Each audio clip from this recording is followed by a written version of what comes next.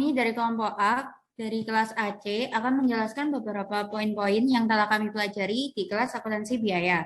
Sebelumnya, terima kasih atas kesempatannya. Perkenalkan, saya Anissa Majida dengan NIM 2020-210009. Jadi, di minggu pertama, ini kita mempelajari tentang pendahuluan akuntansi biaya.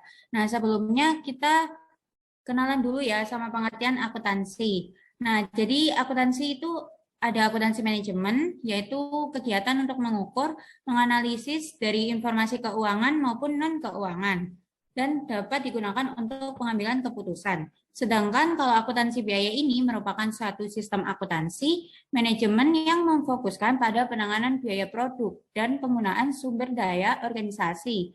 Dan juga akuntansi biaya ini memiliki peran untuk menyediakan informasi, pengambilan keputusan, dan sarana evaluasi.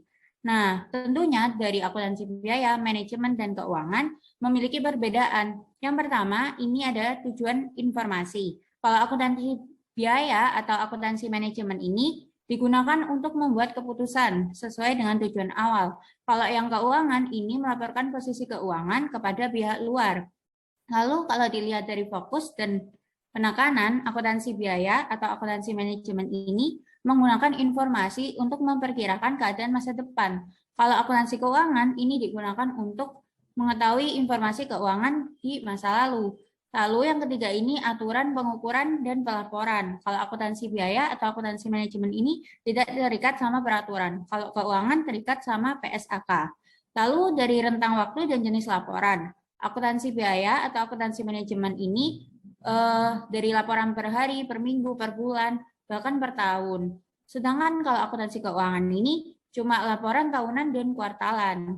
Lalu yang kelima ini implikasi terhadap periode manajer. Kalau akuntansi biaya sama akuntansi manajemen ini mempengaruhi perilaku manajer dan karyawan. Kalau yang keuangan melaporkan kejadian ekonomi. Lalu ada revolusi dalam akuntansi biaya. Jadi dengan adanya teknologi ini tentunya akan mempengaruhi dan akan membawa efek sistem akuntansi biaya. Yang pertama ada actual cost system. Nah, ini tuh sistem yang harga pokoknya itu diambil dari yang sesungguhnya dinikmati. Kalau yang satunya standard cost system ini sistem harga pokok yang telah ditentukan. Lalu ada manfaat sistem akuntansi biaya.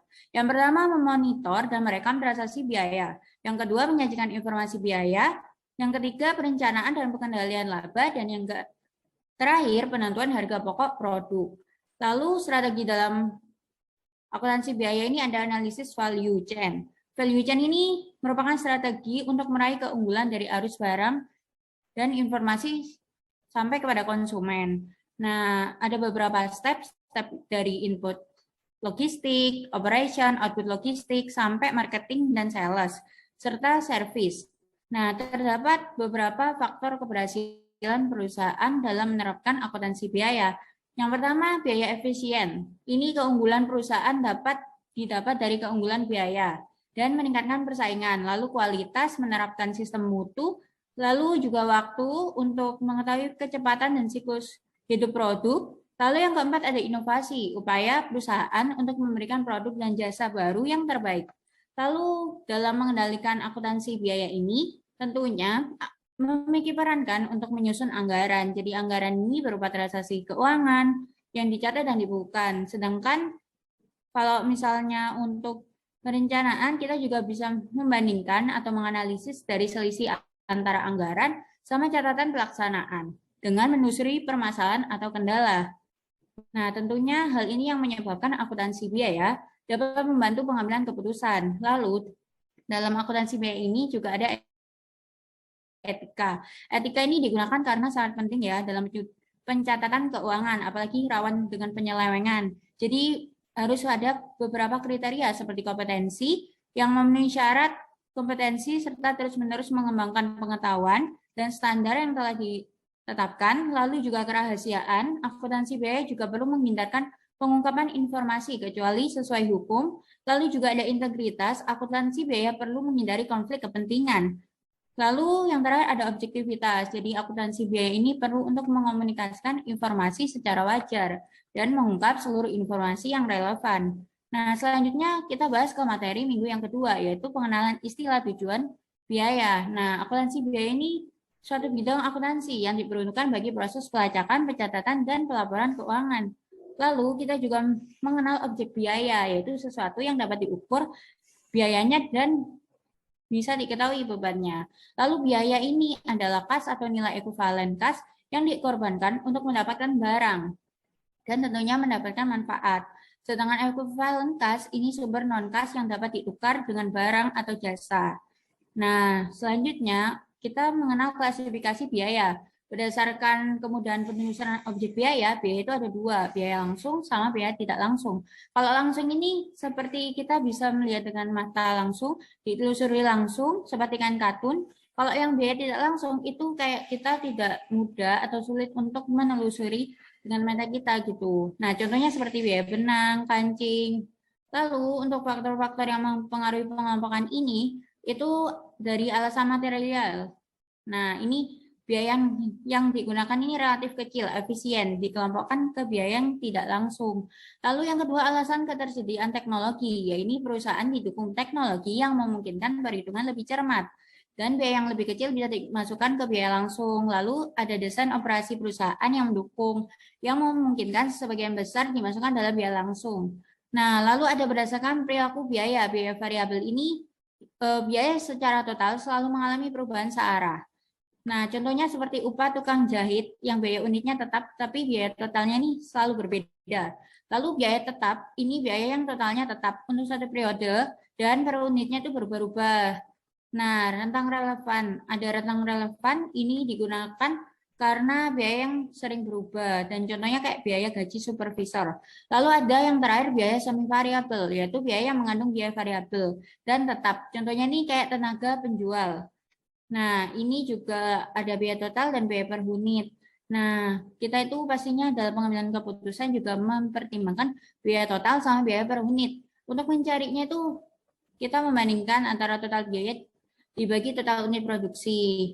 Nah, langsung aja kita ke materi minggu yang ketiga, yaitu materi lanjutan pengenalan istilah tujuan biaya. Jadi ada biaya berdasarkan fungsi, biaya manufaktur atau produksi, ini tuh biaya yang diperlukan untuk bahan baku mentah dari pemasok, lalu diolah sampai siap jual, dan elemennya ada bahan baku langsung, yang diidentifikasi dengan produk jadi, lalu contohnya seperti papan kayu, lalu ada bahan penolong, semua bahan bukan yang merupakan bahan baku, contohnya kayak paku pada mebel, terus juga ada TKL, tenaga kerja langsung yang semua tenaga kerja ini melaksanakan proses produksi dari barang mentah sampai jadi. Nah, contohnya kayak tukang amplas, terus tenaga kerja tidak langsung ini hanya melaksanakan beberapa proses produksi, contohnya kayak supervisor produksi, dan ada overhead pabrik, ini BOP, semua biaya produksi yang tidak dapat ditelusuri dengan mudah. Nah, contohnya kayak biaya listrik, lalu biaya penjualan, biaya yang dibebankan dengan penjualan. Ini contohnya kayak biaya iklan, biaya administrasi, biaya yang dibebankan untuk mengoperasikan suatu perusahaan. Nah, lalu ada biaya utama dan biaya konversi. Biaya utama ini digunakan untuk bahan baku dan tenaga kerja. Dan kalau misalnya nggak ada ini, maka tidak bisa produksi. Lalu kalau biaya konversi, ini mengolah bahan baku menjadi produk jadi. Lalu biaya menurut konsep pendekatan variabel, variabel costing ini pengambilan keputusan manajerial, Pak forecasting ini pelaporan akuntansi keuangan. Lalu ada macam-macamnya, variabel costing, biaya produk, sama biaya periodik. Yang membedakan yang satunya itu diproduksi untuk barang dan mencangkut biaya bahan langsung, tenaga kerja, dan biaya overhead. Kalau yang periodik ini seperti penyusutan. Lalu yang terakhir ini ada laporan keuangan yang dimulai dari pengukuran, yang mengetahui aktivitas finansial, penelusuran, yang mengetahui perolehan aktiva, lalu pembebanan, penentuan apakah perusahaan akan mendapatkan laba atau kerugian. Nah, seperti yang diketahui, juga tentunya persediaan bahan juga kita perhitungkan. Jika ditutup, maka bahannya masih tersedia masuk dalam laporan neraca. Lalu kalau barangnya masih sudah menjadi jadi atau dalam proses, ini masuk ke komponen laba rugi. Lalu ada beberapa rumus seperti biaya produk diketahui dari biaya BPL ditambah TKL dan overhead. Lalu BBL dari persediaan awal pembelian BBL. sama dengan BBL tersedia yang digunakan. Lalu juga ada barang dalam proses yang diketahui dari persediaan awal, ditambah BBL yang digunakan TKL tambah BOP dikurangi persediaan air barang. Lalu ada yang terakhir yaitu barang jadi, yang mengetahui laba kotor penjualan dikurangi harga pokok penjualan. Nah, untuk mengetahui harga pokok penjualan, persediaan awal barang jadi ditambah harga pokok produksi, sama dengan barang tersedia untuk dijual. Lalu yang terakhir ini, mencari laba bersih sebelum pajak penjualan dikurangi harga pokok penjualan. Dan laba kotor dikurangi biaya penjualan dikurangi biaya administrasi. Selanjutnya akan dilanjutkan oleh rekan saya. Terima kasih.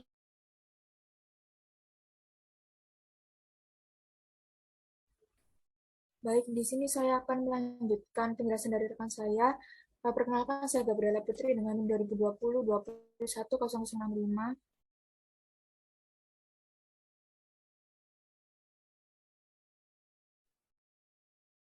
Oke, baik, selanjutnya yaitu anggaran induk. Namun sebelum itu, apa sih anggaran itu? Anggaran adalah pernyataan kuantitatif dari rencana kegiatan untuk periode tertentu dan alat bantu untuk mengkoordinasikan guna mengimplementasikan rencana. Nah, setelah mengetahui definisi anggaran, selanjutnya yaitu anggaran induk. Anggaran induk sendiri adalah anggaran yang meliputi seluruh rincian laporan keuangan untuk suatu periode tertentu. Nah, anggaran ini umumnya terdiri dari dua, yaitu anggaran operasi atau operating budget dan anggaran pendanaan atau financing budget. Nah, selanjutnya apa saja siklus anggaran itu? Yang pertama, merencanakan kinerja perusahaan dengan memperhitungkan kinerja masa lalu dan antisipasi perubahan masa yang akan datang. Lalu, menyediakan referen atau anggaran. Dan yang ketiga, menyelidiki adanya selisih antara anggaran dan realisasi yang terjadi. Dan yang keempat, merencanakan lagi terkait feedback. Contohnya yaitu penurunan penjualan berasal dari produk baru. Nah, lalu apa manfaat atau keunggulan anggaran? Yang pertama, menerjemahkan dan mengoperasionalkan perencanaan strategis. Lalu yang kedua, meningkatkan koordinasi dan komunikasi antar subunit dalam organisasi. Koordinasi di sini menghubungkan semua aspek produksi serta semua departemen guna mencapai tujuan perusahaan. Lalu ada komunikasi yang yaitu mengupayakan agar tujuan tersebut bisa dipahami dan diterima semua karyawan. Lalu yang ketiga ada menyediakan kerangka kerja untuk menilai kinerja. Dan yang keempat ada memotivasi pimpinan dan karyawan. Dengan anggaran yang menantang akan meningkatkan kinerja karyawan. Namun jika anggaran yang terlalu ambisius akan meningkatkan kecemasan dari kinerja karyawan itu sendiri. Lalu selanjutnya ada fungsi anggaran yang dibagi menjadi tiga. Yang pertama ada perencanaan, koordinasi, dan pengawasan. Oke, yang pertama yaitu perencanaan. Fungsinya ialah memberikan rencana-rencana untuk kondisi yang mungkin berubah-ubah, membantu manajemen untuk meneliti, mempelajari masalah-masalah yang berhubungan dengan kegiatan yang akan dilakukan. Lalu menentukan arah kegiatan yang paling menguntungkan, membantu menentukan tujuan perusahaan secara jelas dan logis. Yang kedua yaitu fungsi koordinasi adalah menghubungkan dan menyeimbangkan seluruh faktor produksi atau jasa dan dari seluruh bagian dan fungsi sehingga perusahaan bisa mencapai sasaran organisasi. Dan yang terakhir ada pengawasan, untuk mengawasi seluruh kegiatan yang telah dilakukan berdasarkan anggaran yang telah dibuat. Kemudian mencari solusinya jika terjadi penyimpangan. Lalu apakah kelemahan dari anggaran? Yang pertama, terjadi ketidakefisienan dalam tindakan masa lalu. Yang kedua, kesempatan di masa depan yang tidak terdapat di masa lalu akan diabaikan. Yang ketiga, kondisi yang terjadi tidak selalu sama dengan yang dianggarkan. Yang keempat, anggaran dibuat berdasarkan taksiran dan asumsi sehingga mengandung unsur ketidakpastian. Dan seperti yang saya jelaskan di awal, jika anggaran telah dibagi menjadi dua, yang umumnya terdiri dari anggaran operasi dan anggaran pendanaan. Nah, adapun dampak dari keputusan operasi yaitu bagaimana memperoleh dan menggunakan sumber daya yang terbatas. Lalu dampak dari keputusan pendanaan yaitu bagaimana mendapatkan dana untuk memperoleh sumber daya. Baik, sekian untuk anggaran induk, selanjutnya yaitu anggaran fleksibel. Anggaran statis atau anggaran induk atau master budget, anggaran pendapatan dan biaya yang didasarkan pada output anggaran yang direncanakan di awal periode anggaran. Lalu ada anggaran fleksibel yaitu anggaran pendapatan dan biaya yang didasarkan pada output aktual yang dihitung pada akhir periode ketika output aktual diketahui. Lalu ada untuk analisis varian sendiri nantinya akan ada level 0, 1, 2, dan 3. Hasil anggaran berupa GM, TC, TR, BBL, TKL, dan BOP. anggaran fleksibel, dan anggaran statis. Untuk perhitungan analisis varian level 0, 1, 2, dan 3 memiliki kriteria yang berbeda-beda. Lalu setelah melakukan perhitungan, maka tahap berikutnya adalah menentukan varian oleh perusahaan yang dianggap besar, baik yang menguntungkan maupun yang merugikan untuk ditelusur penyebabnya. Ini yang disebut dengan konsep attention direction. Adanya selisih adalah wajar. Oleh karena itu, hanya varian yang sangat besar saja yang perlu dianalisis. Lalu varian yang menguntungkan bisa jadi menjadi dasar pemberian reward. Sementara itu, varian yang tidak menguntungkan perlu diteliti apa penyebabnya dan diperbaiki lagi agar tidak terjadi lagi di periode yang mendatang. Lalu ketika kita sudah menganalisis suatu permasalahan berdasarkan levelnya masing-masing, kita dapat memberikan rekomendasi yang tepat sesuai dengan analisa sebelumnya.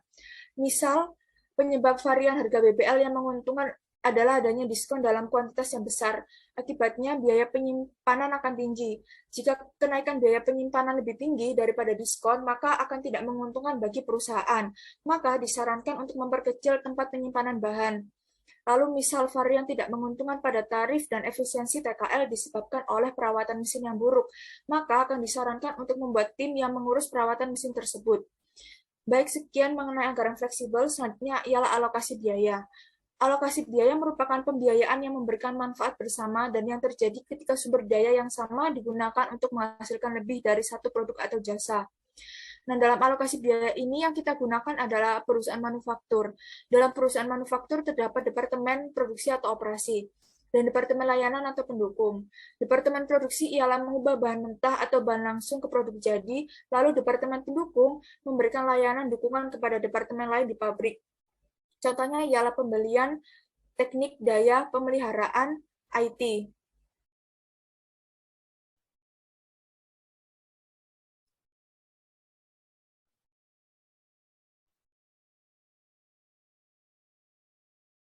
Lalu pemeliharaan, kontrol persediaan, pengawasan, dan pengendalian kualitas. Jika dalam perusahaan terdapat satu departemen pendukung, maka menggunakan tarif tunggal, tarif ganda. Namun jika terdapat lebih dari satu departemen pendukung, maka menggunakan langsung step down dan resiprokal. Dalam menetapkan metode mana yang digunakan untuk mengalokasikan biaya departemen pendukung, perusahaan harus menentukan seberapa besar interaksi departemen pendukung. Selain itu, perusahaan juga harus menimbang biaya dan manfaat antara departemen. Terdapat 3 metode pengalokasian. Yang pertama, metode langsung, metode step down atau berurutan, dan metode timbal balik atau resiprokal. Metode alokasi ditentukan oleh manajemen dengan berbagai alasan dan pertimbangan. Pada akhirnya, pemilihan metode ini akan berdampak pada besarnya biaya yang dibebankan kepada produk. Metode langsung adalah metode yang paling mudah, tetapi karena tidak mempertimbangkan jasa di departemen pendukung lain, maka sebab akibat biaya jadi tidak mudah untuk dijelaskan, sehingga perusahaan akan sulit untuk mengevaluasi efisiensi biaya di departemen pendukung. Metode resiprokal adalah metode yang paling tepat. Dengan bantuan teknologi komputer, metode ini akan lebih mudah untuk dilaksanakan. Baik, selanjutnya ialah alokasi biaya bersama. Definisi dari biaya bersama adalah biaya proses produksi yang menghasilkan produk lebih dari satu secara simultan atau serentak. Lalu ada pun istilah-istilah yang digunakan, antara lain main product, yaitu satu produk yang dihasilkan secara simultan dari satu proses produksi atau operasi dengan nilai jual yang relatif lebih tinggi dibandingkan dengan produk lainnya. Lalu ada joint product, beberapa produk yang dihasilkan secara simultan dari satu proses produksi atau operasi dengan nilai jual yang relatif tinggi dan setara. Lalu ada byproduct, yaitu satu atau lebih produk yang dihasilkan secara simultan dari satu proses produksi atau operasi dengan nilai jual yang relatif rendah. Lalu ada titik split off, titik di mana produk-produk bersama telah dipisahkan dan masing-masing siap untuk dijual atau diproses lebih lanjut. Lalu ada separable cost, yaitu tambahan biaya yang digunakan untuk mengolah produk lebih lanjut pada titik split off. Lalu ada pun metode dalam alokasi biaya, ialah berdasarkan ukuran fisik dan berdasarkan pasar. Berdasarkan pasar ini ada metode nilai jual pada titik split off, metode NRV, nilai realisasi bersih, dan metode NRV dengan persentase margin kotor. Yang pertama ialah metode fisik, yaitu mengalokasikan biaya bersama secara proporsional dengan ukuran fisik sejumlah pound, galon, atau liter. Metode ini cocok digunakan pada produk bersama yang relatif sama nilai jualnya, tapi akan tidak adil pada produk yang sangat berbeda nilai jualnya. Lalu yang kedua ada metode nilai jual pada titik split off. Metode ini merupakan metode yang mengalokasikan biaya bersama sesuai dengan kemampuan keterjualannya. Caranya adalah proporsi alokasi disesuaikan dengan proporsi nilai jual produk. Lalu yang selanjutnya ada nilai realisasi bersih atau NRV, mengacu pada estimasi nilai penjualan suatu produk pada titik split off. Pendekatan ini sering digunakan ketika nilai penjualan aktual pada titik split off tidak ada atau tidak dapat diperoleh. Lalu NRV rumusnya ialah akhir nilai penjualan dikurangi biaya setelah split off. Lalu selanjutnya ada metode NRV dengan gross profit margin constant. Cara lain untuk mengalokasikan biaya bersama pada produk yang telah diproses lebih lanjut tujuannya agar persentase margin kotor masing-masing produk adalah sama. Tahap pertama yaitu tentukan persentase margin kotor produk secara keseluruhan. Lalu yang tahap kedua mengalihkan persentase tersebut dengan nilai jual masing-masing produk, sehingga didapatkan margin kotor dalam rupiah atau dolar. Kemudian mengurangkannya dari nilai jual sehingga dapat biaya produk. Lalu tahap ketiga mengurangkan biaya separable sehingga langsung akan didapatkan biaya bersama yang telah dialokasikan. Dan yang terakhir adalah no allocation for joint cost. Dari perspektif keputusan manajemen, alokasi biaya bersama tidak berguna karena mereka tidak relevan dalam pengambilan keputusan tentang produk terpisah. Sebagai contoh, keputusan tentang apakah akan melanjutkan atau menghentikan memproduksi produk bersama tergantung pada nilai gabungan mereka, bukan nilai dari setiap produk tertentu pada titik split off.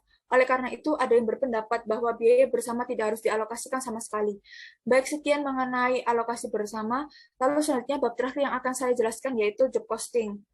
Job order ialah suatu proses produksi yang berdasarkan pesanan untuk menghasilkan suatu produk dan jasa yang bersifat khusus atau spesifik. Dan job costing ialah dalam job order costing, yaitu masing-masing pesanan dibuatkan satu kartu pesanan yang dinamakan dengan job order cost sheet yang berisikan nama pemesan, kualifikasi, dan jumlah produk yang dipesan, waktu, jumlah biaya yang diperhitungkan, dan harga yang ditetapkan. Lalu selanjutnya ada pendekatan job costing. Di sini ada dua, yaitu actual costing dan normal costing. Actual costing yaitu biaya yang tidak langsung dialokasikan berdasarkan pada tarif biaya tak langsung atau aktual, dikalikan aktivitas atau output aktual. Lalu normal costing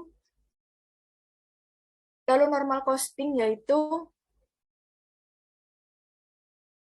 biaya tidak langsung dialokasikan berdasarkan pada tarif biaya tak langsung yang dianggarkan dikalikan aktivitas atau output aktual, di mana biaya aktual akan hampir tidak pernah sama dengan biaya yang dianggarkan.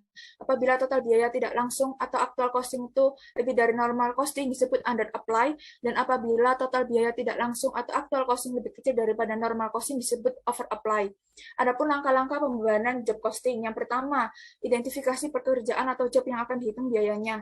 Lalu yang kedua, identifikasi biaya langsung. Yang ketiga, pilih dasar alokasi yang digunakan untuk alokasi biaya tidak langsung. Lalu yang keempat, identifikasi biaya tidak langsung keseluruhan job. Lalu yang kelima, tentukan tarif biaya tidak langsung keseluruhan job. Yang keenam, hitung alokasi biaya-biaya tidak langsung ke job. Dan yang ketujuh, hitung total biaya produksi.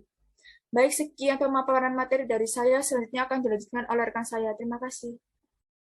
Baik, terima kasih atas kesempatannya. Saya Yulia Nuraini Hartoyo dengan NIM 2020-210076. Di sini saya akan melanjutkan menjelaskan materi dari rekan saya. Nah, yang pertama saya akan menjelaskan materi di minggu 9 dan minggu 10, yaitu proses costing.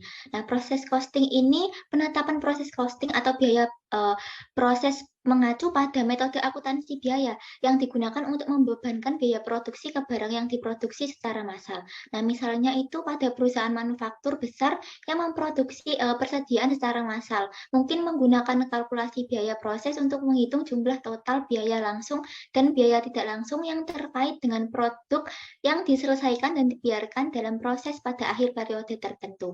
Nah, proses costing ini digunakan ketika perusahaan menghasilkan produk dalam aliran kontinu yang tidak bisa dibedakan antara satu sama lain, serta untuk biayanya terakumulasi dalam departemen atau bukan dalam perpesanan. Nah, sedangkan untuk job costing itu digunakan ketika perusahaan itu menghasilkan banyak pekerjaan yang berbeda yang memiliki persyaratan produksi yang unik serta biayanya itu dapat diidentifikasikan per pesanan. Nah, pada perusahaan manufaktur, unit-unit produksi biasanya itu melalui serangkaian departemen produksi yang menuju 7 langkah penyelesaian. Nah, pada setiap departemen bahan baku, tenaga kerja, dan overhead akan diperlukan meskipun dengan pola produksi yang berbeda. Nah, biaya-biaya yang digunakan akan dikalkulasi dengan biaya proses.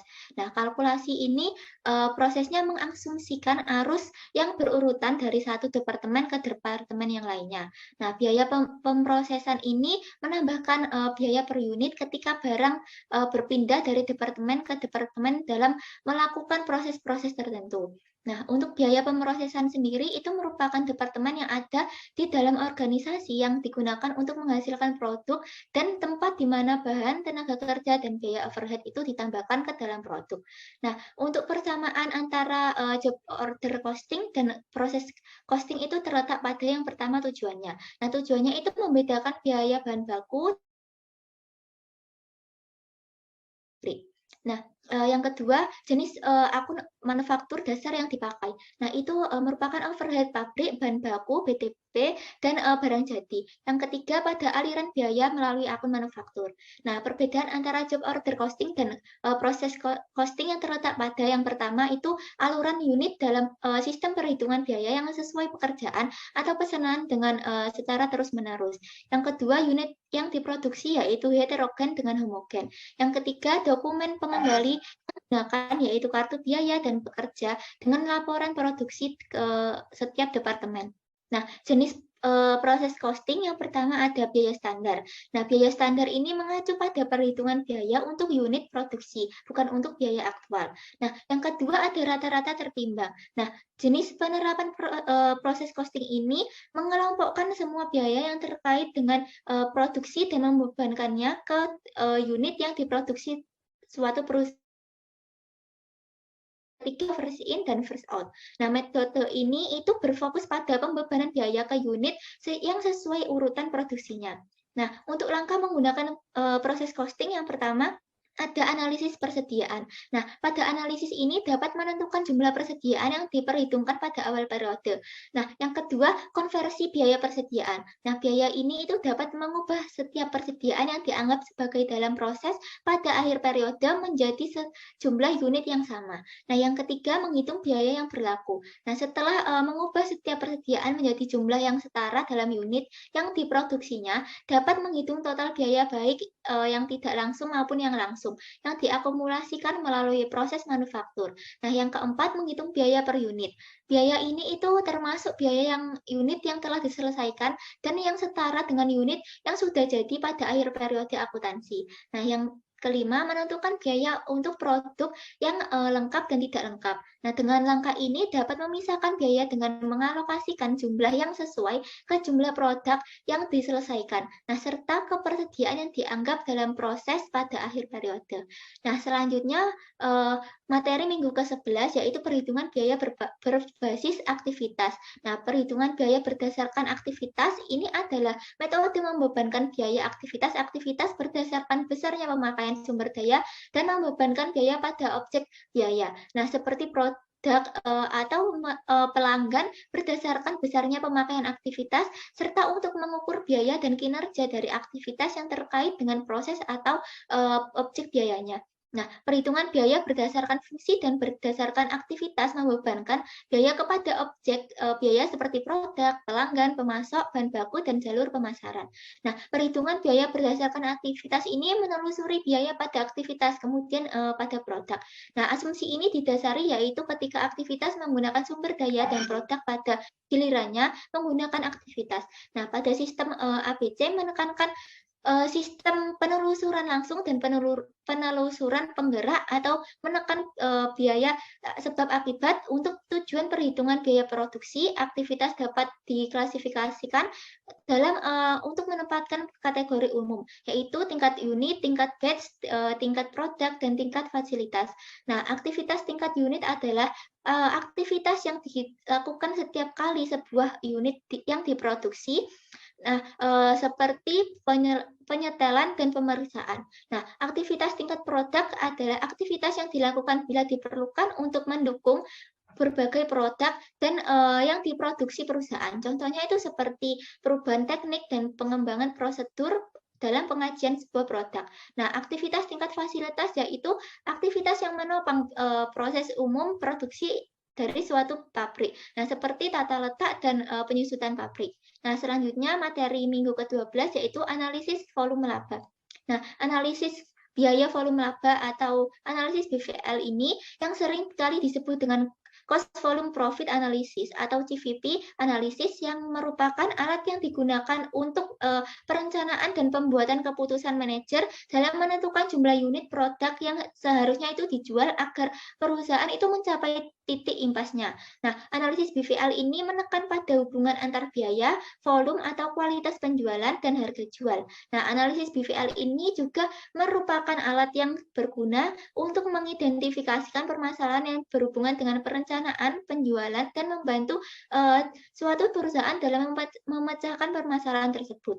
Nah, analisis CVP ini didasarkan pada suatu asumsi semua biaya yang dapat dipisahkan menjadi biaya tetap dan biaya variabel. Nah, analisis CVP ini dapat dimulai dengan titik impas. Nah, titik impas atau break even point atau BEP ini adalah titik di mana total pendapatan yang sama dengan total biaya atau titik di mana laba sama dengan 0 atau break even. Nah, artinya itu pendapatan penjualan habis untuk menutup biaya. Nah, tujuan mencari titik impas yang pertama itu untuk mencari tingkat aktivitas di mana pendapatan sama dengan biaya. Yang kedua, menunjukkan suatu sasaran volume penjualan minimal yang harus diraih oleh perusahaan. Yang ketiga, mengawasi kebijakan penentuan harga. Dan yang keempat, memungkinkan perusahaan mengetahui apakah mereka itu dapat beroperasi dekat atau jauh dari titik impas. Nah, untuk perubahan-perubahan yang mempengaruhi BEP itu adalah yang pertama bisa perubahan dalam tingkat biaya tetap atau fixed cost. Nah, perubahan ini dapat terjadi sehingga mengakibatkan bertambahnya kapasitas produk. Nah, yang kedua perubahan pada variabel cost rasio atau variabel cost per unit. Nah, perubahan ini akan menentukan bagaimana miringnya garis total cost. Nah, jadi naiknya biaya variabel per unit akan menggeser BEP ke atas. Nah, yang ketiga perubahan dalam sales price per unit. Perubahan ini itu akan mempengaruhi miringnya garis total revenue. Nah, yang terakhir yang keempat terjadinya perubahan dalam sales mix. Nah, apabila suatu perusahaan memproduksi lebih dari satu macam produk, maka komposisi atau perbandingan antara satu produk dengan produk yang lain atau sales mix itu harus tetap. Nah, untuk pengelolaan biayanya, yang pertama ada variable cost atau biaya variabel yang merupakan biaya yang secara total berubah sebanding dengan aktivitas atau volume produksi dalam rentan relevan, tetapi per unit bersifat tetap. Nah, contohnya itu seperti bahan baku langsung, bahan tenaga kerja langsung, komisi penjualan, biaya pengiriman barang, dan lain-lain. Nah, untuk yang kedua, biaya tetap atau fixed cost, yaitu biaya yang secara total tetap dalam rentang relevan. Nah, tetapi untuk per unitnya itu berubah-ubah. Nah, contohnya itu biaya tetap pada biaya gaji, biaya sewa, pajak bangunan, dan asuransi. Nah, yang terakhir yang ketiga, biaya campuran. Nah, biaya campuran ini adalah biaya yang mengandung unsur biaya tetap dan biaya variabel. Nah, biaya campuran ini disebut juga dengan biaya semi variabel.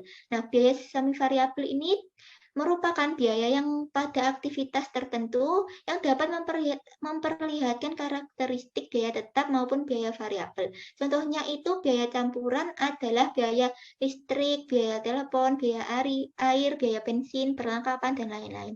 Nah, selanjutnya materi minggu ke-13 yaitu pengambilan keputusan taktis. Nah, pengambilan keputusan taktis sendiri ini terdiri atas pemeliharaan di antara berbagai alternatif dengan hasil yang langsung atau terbatas yang dapat dilihat. Nah, pengambilan ini tepat berarti bahwa keputusan yang dibuat mencapai tidak hanya tujuan terbatas, tetapi juga berguna untuk jangka panjang. Nah, untuk metode pengambilan keputusan taktis, yang pertama, mengenali dan mengidentifikasi masalah. Yang kedua, mengidentifikasi setiap alternatif sebagai solusi yang layak atau masalah tersebut dapat mengeliminasi alternatif yang secara nyata atau tidak nyata. Nah, yang ketiga, mengidentifikasi biaya dan manfaat yang berkaitan dengan setiap alternatif yang layak.